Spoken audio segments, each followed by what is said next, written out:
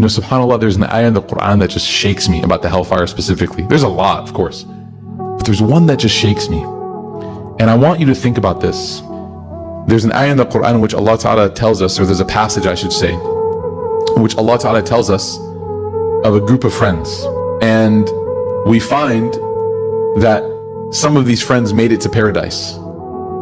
And they gather and they see each other. Imagine, like, you know, they say like, oh, the group chat, the trip finally made it out of the group chat. Imagine like, yo, the akhirah finally made it out of the group chat. You know, like you meet up and you're like, we made it. But there's one of you missing.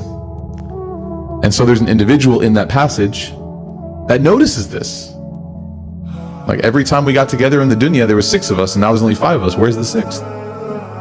And this person says, let's go look. And so they start to go look, and they look through all of the different valleys and pastures and the neighborhoods and the kingdoms and the mansion. They look and they can't find this person until finally they get to a place where they're able to peer over, and Allah gives them permission to look into the hellfire.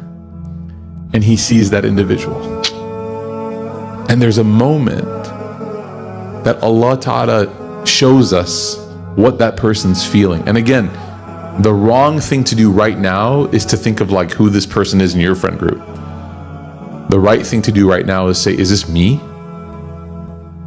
That person who's staring at that person in the hellfire, who was part of the crew, looks down and says to that person like, you almost took me with you, man. Like you almost took me with you.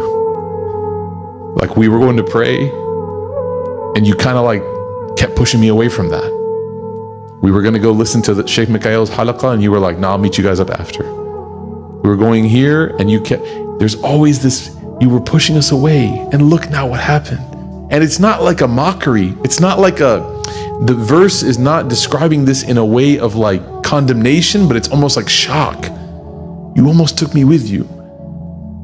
And this passage shakes me because there are going to be people in this life that we spend hours of our life with, and we won't be able to find each other in Jannah. Really, like, it really shakes me, because you learn now why the Prophet ﷺ says spend time with good people, because you don't want to have that heartbreak.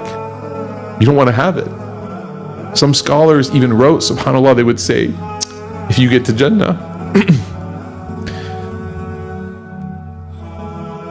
they would write to their friends and students, they would say, if you get there and you don't see me, please wait for me.